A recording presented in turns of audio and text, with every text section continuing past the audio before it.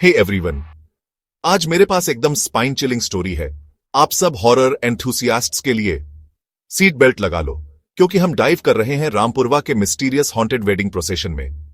तो उत्तर प्रदेश में एक छोटा सा दूर दराज का गांव है रामपुरवा। हर साल पूर्णिमा की रात को गांव वालों को जंगल के अंदर एक पुराने मैंशन से कुछ अजीब सी आवाज सुनाई देती है। ढोल और म्यूजिक की आवाज, जैसे कोई बारात हो। लेकिन कैच ये है, ये मैंशन तो सालों से अबैंडन्ड है।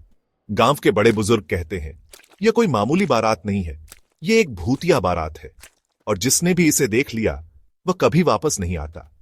लेकिन अब कौन विश्वास करता है इन पुरानी कहानियों पर, राइट? एक यंग लड़का रघु और उसके दोस्त डिसाइड करते हैं कि वह जंगल में जाकर सच का पता लगाएंगे। जैसे ही रात के 12 बजते हैं, वह अपनी फ्लैशलाइट्स उठाते हैं और मैंशन की तरफ निकल पड़ते हैं।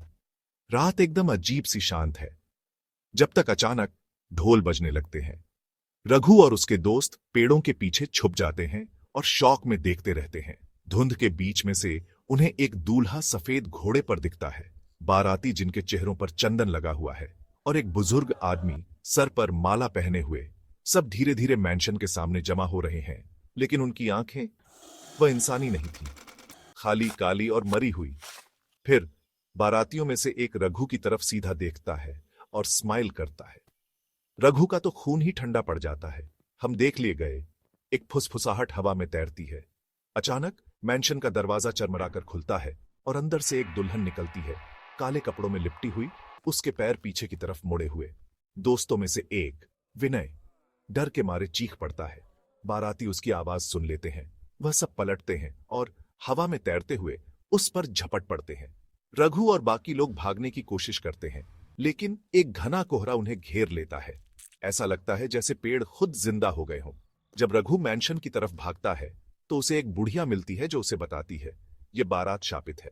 100 साल पहले एक अमीर जमींदार की बेटी की शादी होने वाली थी, लेकिन दूल्हा और उसकी पूरी पार्टी गांव पहुंचने से पहले ही आग में जलकर मर गई। तब से उनकी आत्माएं इस जगह से बंधी हुई हैं। हर साल यह बारात दोहराती है, शादी पूरी करने के लिए। रघु चिल्लाता है, यह सब कैसे खत्म होगा?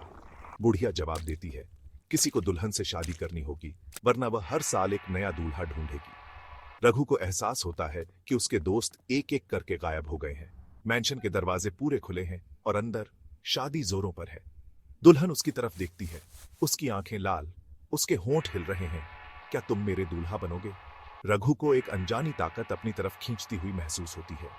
अपनी हिम्मत जुटाकर वह हनुमान चालीसा निकालता है जो उसकी मां ने उसे दी थी, और पढ़ना शुरू कर देता है। बाराती चीखते हैं, मैंशन हिलने लगता है, आत्माएं रोती बिलखती हैं, और फिर खामोशी। सुबह होती है। गांव वालों को मैंशन खंडहर में मिलता है। रघु बेहोश पड़ा है, लेकिन जिंदा। जब वह होश में आता है तो बोल नहीं पाता। उसकी आंखों में अभी भी उस दुल्हन का साया है। और हर साल की तरह इस साल भी पूर्णिमा की रात को ढोल फिर से बजेंगे, क्योंकि दुल्हन अभी भी इंतजार कर रही है। तो यह थी आज की हमारी अजीब कहानी। अगर आपको यह स्टोरी पसंद आई तो प्लीज लाइक बटन दबाना और सब्सक्राइब करना, और भी ऐसी स्पाइन चिलिंग कंटेंट के लिए। स्टे स्पूकी मेरे दोस्तों।